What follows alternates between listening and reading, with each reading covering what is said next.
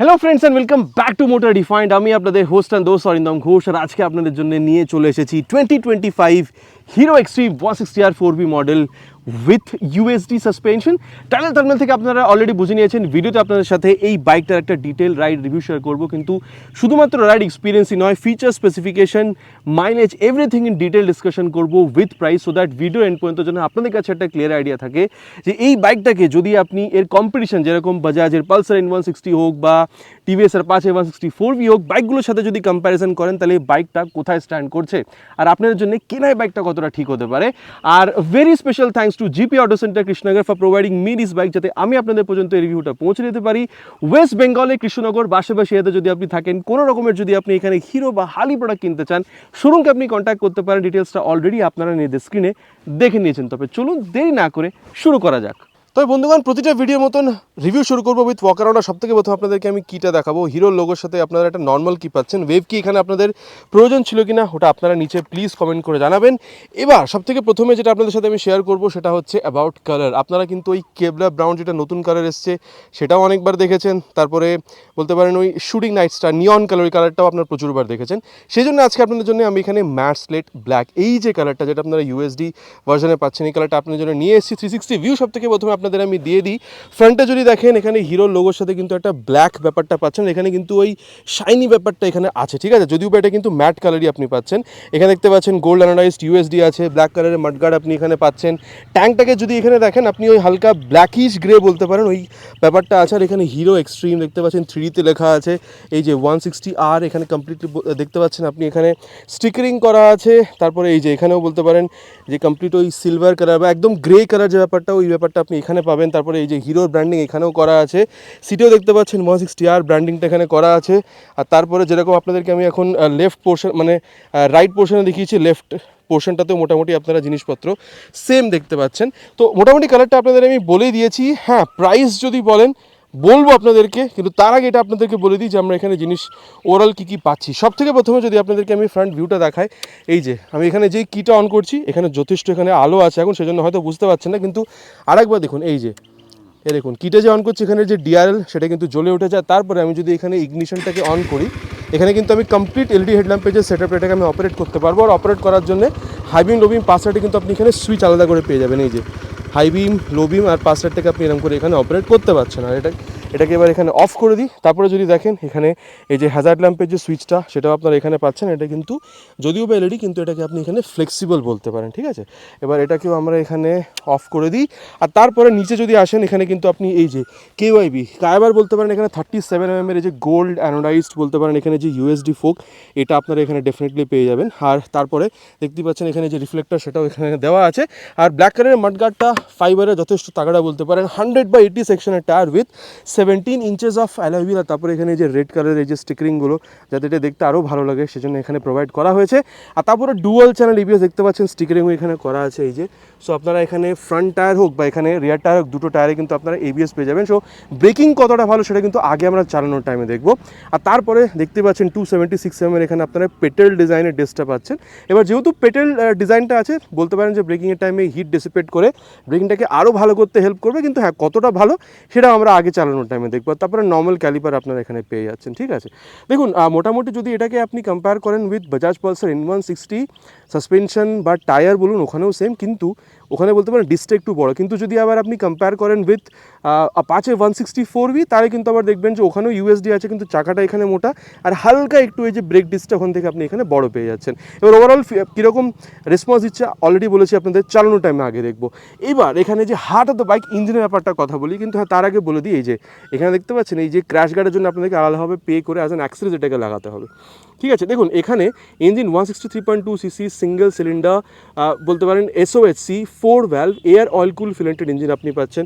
Oil কুলিংয়ের জন্য এখানে এই যে হালকা রেডিয়েটারের যে সেটআপটা, এটা আপনারা এখানে পেয়ে যাবেন, ঠিক আছে। এবার দেখুন N160 এটা নেই, কিন্তু বলতে পারেন যে Apache 160 4V কিন্তু আপনি এখনও অয়েল কুলটা দেখতে পাবেন, ঠিক আছে। আচ্ছা, এবার পাওয়ারের ব্যাপারটা যদি বলি, এখানে 16.9 PS এর আপনি এখানে ম্যাক্স পাওয়ার পাচ্ছেন আর 14.6 নিউটন মিটারের ম্যাক্স টর্ক পাচ্ছেন। N160 হোক বা অ্যাপাচে 164V হোক, টর্ক ওভারঅল বলতে পারেন খুব একটা তফাৎ নেই, কিন্তু যদি পাওয়ার দেখেন তাহলে কিন্তু আবার N160তে একটু কম এটার থেকে, কিন্তু আবার যদি আপনি অ্যাপাচেতে দেখেন ওখানে কিন্তু পাওয়ার এটার থেকে একটু বেশি। যদিও বা কোম্পানি এখানে ক্লেম করছে যে fastest in the segment, 0 to 60 km/h speed এটা জাস্ট 4.7 সেকেন্ডস অ্যাচিভ করতে পারে। এটাকেও কিন্তু আমরা আগে টেস্ট করে দেখব। আর এরপরে দেখতেই পাচ্ছেন এখানে এই যে বলতে পারেন যে ইঞ্জিন কাউলটা এখানে 4 ভ্যালভ এখানে এই স্টিকারিংটার সাথে আসছে। দেখুন যথেষ্ট ভালো কিন্তু ফাইবার কোয়ালিটিটা, ঠিক আছে। এখানে কিন্তু কোনো রকমের কোনো কিক স্টার্ট দেওয়া নেই। N160 হোক বা অ্যাপাচে হোক, ওখানে কিন্তু আপনারা কিক স্টার্ট পান না। আর এরপরে যেহেতু এখানে ইঞ্জিনের ব্যাপারটা কথা হচ্ছিল, চলুন তবে এর যে এক্সস্টটা, এটার আওয়াজটাও আমি আপনাদেরকে এখানে একবার শুনিয়ে দিই।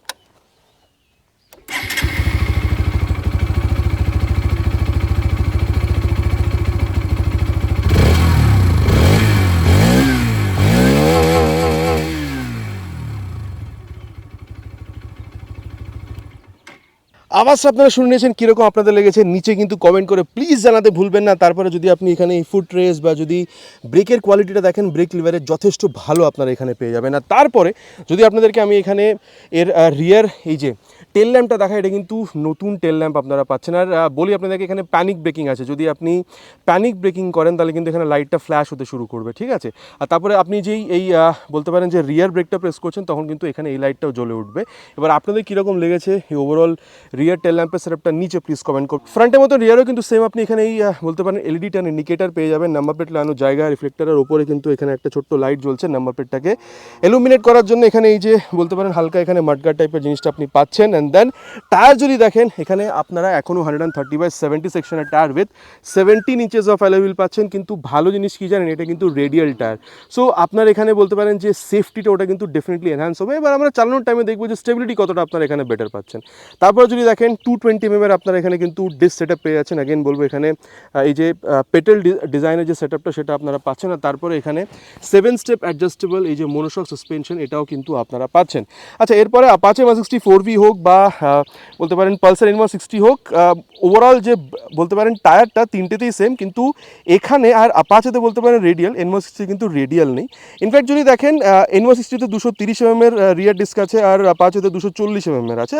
তারপরে সাসপেনশন যদি দেখেন, এই যে মনোশা সাসপেনশন তিনটেতেই মোটামুটি সেম। তো রিয়ার বলতে পারেন খুব একটা যে আপনি চেঞ্জ বুঝতে পারবেন তিনটে বাইকের মধ্যে সেটা নয়, কিন্তু ফ্রন্টে চেঞ্জ আছে, কি আছে না আছে অলরেডি আপনাদেরকে আমি বলেছি। আর তারপরে এখানে যদি আপনি এখানে এর লেফট পোর্শনটাতে আসেন, দেখতে পাচ্ছেন সারি গার্ড দেওয়া আছে। আর তারপরে ওপেন চেন সিস্টেম দেখতে পাচ্ছেন, মেন স্ট্যান্ড আছে, সাইড স্ট্যান্ড আছে, side standing cut off sensor আপনাদের কাছে আছে। আর তারপরে এখানে কিন্তু আপনারা 5 স্পিড গিয়ার বক্স পাবেন। এটাও অ্যাপাচে বা পালসার N160তে কিন্তু সেম, কিন্তু হ্যাঁ N160তেই আপনারা কিন্তু জাস্ট বলতে পারেন স্লিপার এসে স্ক্র্যাচ পাবেন। তারপরে সিট হাইট যদি দেখেন 795, সিটটা কিন্তু যথেষ্ট বলতে পারেন এখানে মানে কুশনিংয়ের ব্যাপার দিয়ে যদি দেখেন যথেষ্ট ভালো। চালানোর টাইম এটা ব্যাপারে আগে কথা বলবো। ধরে বসার জন্য পেছনে সুন্দর আপনি কিন্তু একটা গ্র্যাব হ্যান্ডেল পাচ্ছেন। আর আপনার হাইট যদি এখানে 5'5" পর্যন্ত হয়ে থাকে, আরামসে কিন্তু আপনি বাইকটাকে এখানে ম্যানেজ করতে পারবেন, ঠিক আছে, খুব একটা অসুবিধা আপনার হবে না। ট্যাঙ্ক যদি দেখেন, এখানে আপনি 12 লিটারের ট্যাঙ্ক পাচ্ছেন। এটাও যদিও উপরেরটা ফাইবার, কিন্তু নিচে যদি দেখেন অ্যাকচুয়াল ট্যাঙ্ক সেটা কিন্তু আপনি মেটালিক পাবেন। তারপরে যদি গ্রাউন্ড ক্লিয়ারেন্স দেখেন 165mm এর পাচ্ছেন। আর ওয়েট যদি দেখেন এক্স্যাক্টলি অ্যাপাচে 164V মতন 146 কিলোগ্রাম এটার ওভারঅল ওয়েট আপনারা পেয়ে যাবেন, ঠিক আছে। আর তারপরে আমি যদি এখানে আপনাদেরকে মাইলেজের ব্যাপারটা বলি, 12 লিটারের ট্যাঙ্ক অলরেডি বলেছি, মোটামুটি আপনি এখানে 40 থেকে 45-এর মধ্যে এক্সপেক্ট করতে পারেন। অ্যাপাচে হোক বা পালসার N160 হোক, দুটো মোটামুটি তিনটে বাইকে আপনি সেম মাইল এক্সপেক্ট করতে পারেন, ঠিক আছে। এরপরে দেখুন এখানে অল ডিজিটাল ব্লুটুথ কনসোল দেওয়া আছে, ঠিক আছে। আপনি যদি এখানে হিরোর এই অ্যাপটাকে মোবাইলে ডাউনলোড ইনস্টল করে থ্রু ব্লুটুথ যদি এটার সাথে কানেক্ট করেন, আপনি ন্যাভিগেশনটাকে ডিরেক্ট ইউজ করতে পারবেন না, কিন্তু এখানে দেখিয়ে দিয়ে এই যে কল, SMS, অ্যালার্ট, এই জিনিসগুলো কিন্তু আপনারা এখানে ডেফিনেটলি ইউজ করতে পারবেন। তার বাদে এখানে কিন্তু ট্যাকোমিটার আছে, স্পিডোমিটার আছে, গিয়ার পজিশন সেন্সার আপনারা পাচ্ছেন। আর এখানে মোড বাটনটা যদি ইউজ করেন, আচ্ছা বলে দিই, এখানে গিয়ার পজিশন সেন্সারের পরে আপনি এখানে টাইম বা এখানে ফিউল গেজ সেন্সারটাও দেখতে পাচ্ছেন। এরপরে এখানে ট্রিপ A, ট্রিপ B, আর তারপরে এখানে যে ড্র্যাগ টাইমার এটা আপনারা পাচ্ছেন, N160তে কিন্তু আপনারা পাবেন না। আর তারপরে যদি বলি, এই যে এখানে কিন্তু মোবাইল চার্জিং পোর্টটাও পাচ্ছেন, এটা কিন্তু আপনারা N160তে পাবেন, আবার কিন্তু এটা আপনারা অ্যাপাচেতে পাবেন না। আর তারপরে যদি দেখেন পাস লাইটের সুইচ, হাই বিম, লো বিম, টার্ন সিগন্যাল, হর্নটা যথেষ্ট ভালো বলতে পারেন। বলতে পারেন ক্রাউডে যথেষ্ট ভালোভাবে শোনা যাবে। ইঞ্জিন কিল সুইচ, স্টার্ট সুইচ একসাথে দেওয়া আছে, আর এখানে কিন্তু হ্যাজার্ড ল্যাম্পের সুইচটাও দেওয়া আছে। আর তারপরে যদি আপনি এখানে মিরারটা দেখেন যথেষ্ট ভালো, কিন্তু আপনি রিয়ার ভিউও পেয়ে যাবেন। এবার এটা কতটা ভালো রিয়ার ভিউ দিচ্ছে আগে আপনাদের চালানোর টাইমে আমি এক্সপ্লেন করব। আর হ্যাঁ, এবার আপনাদেরকে আমি এখানে প্রাইসটা বলে দিই। অ্যাপ্রক্সিমেটলি যদি আমি আপনাদেরকে ওয়েস্ট বেঙ্গল কৃষ্ণনগরের প্রাইস বলি, 1,70,000 থেকে 1,71,000 মধ্যে আপনারা কিন্তু এখানের প্রাইসটাও দেখতে পেয়ে যাবেন। এবার মোটামুটি বাইকটা দেখে আছে না আছে কথা বলা হয়ে গেছে, চলুন তবে যাওয়া যাক রাইড অ্যান্ড দেন দেখি চালানোর টাইমে কত ভালো এক্সপিরিয়েন্স আপনাদের এই বাইকটার সাথে হতে পারে।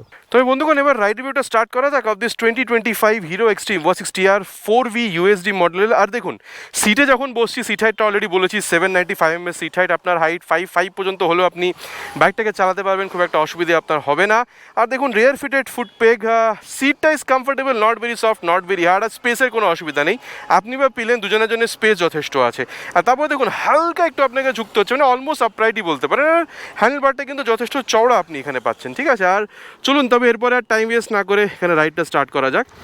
ফার্স্ট গিয়ারে রেখেছি অলরেডি, অ্যান্ড সেকেন্ড গিয়ার। এই দেখুন, এই টর্কটা দেখছেন, এই যে এই টর্কটা কিন্তু আপনি এখানে যথেষ্ট ভালো পাচ্ছেন, মানে 4.6 NM যে টর্কটা যথেষ্ট ভালো কিন্তু এখানে, ঠিক আছে। মানে আপনি বা অ্যাজ আ পিলেন যদি কেউ পেছনে বসে বা তার সাথেও যদি কোনো লোডও আপনি ক্যারি করেন, আমার মনে হয় ইনিশিয়াল অ্যাক্সেলারেশন আপনাদের এখানে কিন্তু খুব একটা কোনো প্রবলেম হবে না, ঠিক আছে। সো এটা একদমই ইনিশিয়াল ইমপ্রেশন। আর তারপরে দেখুন, এখানে ক্লাচটা যেটা, এটা কিন্তু is on the mid side, না সফট না হার্ড, ঠিক আছে। আর তারপরে যদি আমি আপনাদেরকে এখানে গিয়ার শিফটিংটা বলি, দেখুন হালকা একটা এফার্ট কিন্তু লাগছে আপ বা ডাউন শিফটিং এখানে করতে, ঠিক আছে। আর এবার দেখুন, ক্লাচ গিয়ারের ব্যাপারটা কথা হচ্ছে, চলুন তবে এর যে অ্যাক্সেলারেশন টেস্ট সেটা করা যাক, তারপরে এর যে পারফরমেন্স সেটা আপনাদের সাথে আমি আগে ডিসকাস করছি। এই যে দেখুন, এখানে এখন ফার্স্ট গিয়ারে দিয়ে দিয়েছি, 3টে হর্নের সাথে স্টার্ট করব।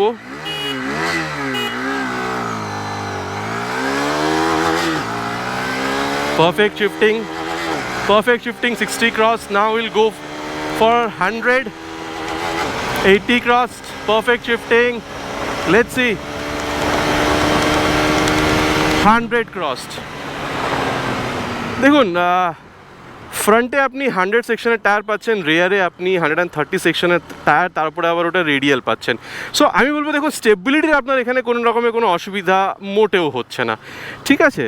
আর দেখুন, আমি বলবো ভাইব্রেশন যথেষ্ট কন্ট্রোলড কিন্তু, ঠিক আছে। মানে ধরুন 90-100 পর্যন্ত যে এমন কিছু ভাইব্রেশন আপনি বুঝতে পারছেন সেটা নয়।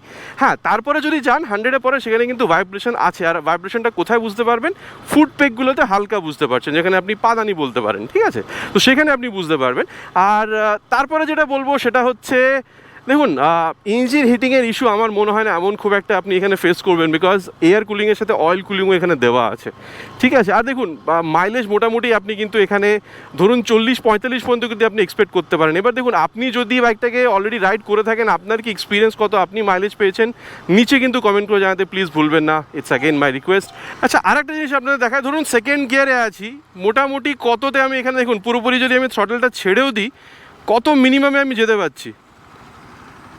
এই যে এখানে কিন্তু দেখুন, খুব একটা স্টল যে হচ্ছে তা কিন্তু নয়, গটগট ইঞ্জিন থেকে ওই ব্যাপারটা হচ্ছে না, কিন্তু আমি এখানে 9 km/h যে স্পিডে এখানে কিন্তু আমি রাইড করতে পারছি। আর একবার থার্ড গিয়ারে একবার এটাকে ছেড়ে দিয়ে দেখি, এই যে দেখুন, আমি কিন্তু থ্রটল পুরোপুরি ছেড়ে দিয়েছি।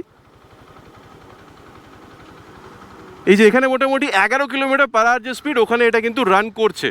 আচ্ছা, এই জিনিসটা কিন্তু বলতে পারেন যে কোম্পানি এখানে অটো সেল বলে আগে এখানে এটাকে বলতে পারেন অ্যাডভার্টাইজমেন্ট করতো, এখন সেটা করে না। কিন্তু হ্যাঁ, এখনও পর্যন্ত কিন্তু যদি আপনি অ্যাপাচিতে যান, এই ব্যাপারটা কিন্তু কোম্পানি ক্লেম করছে গ্লাইড থ্রু ট্রাফিক টেকনোলজি বলে। এখানে যদিও বা ডিরেক্টলি কোম্পানি ক্লেম করছে না, কিন্তু ওই জিনিসটা আপনি এখানেও হালকা ফুলকা ইউজ করতে পারেন। অলরেডি ইউজ করে আমি আপনাদেরকে এখানে দেখিয়ে দিয়েছি।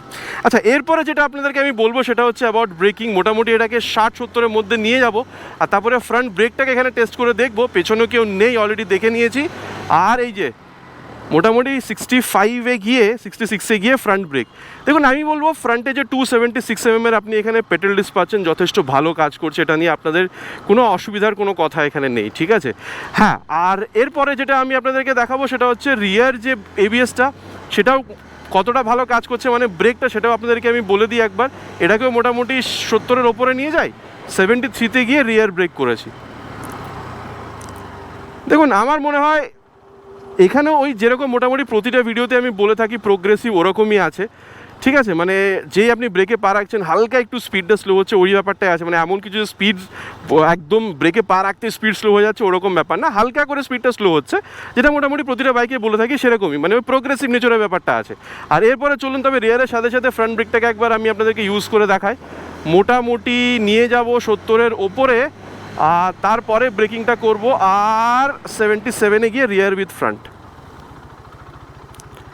দেখুন আমার মনে হয় যে ওভারঅল ব্রেকিংটা কিন্তু আপনি এখানে যথেষ্ট ভালো পাচ্ছেন, এটা নিয়ে আপনার এখানে কোনো রকমের কোনো অসুবিধা হওয়ার কথা নয়। কিন্তু হ্যাঁ, এখনও যদি আপনি আমাকে বলেন বেস্ট ব্রেকিং 160cc সেগমেন্টে, আমি বলবো N160 কিন্তু এখানেও যথেষ্ট ভালো, কোনো রকমের প্রবলেম আপনাদের এখানে হচ্ছে না।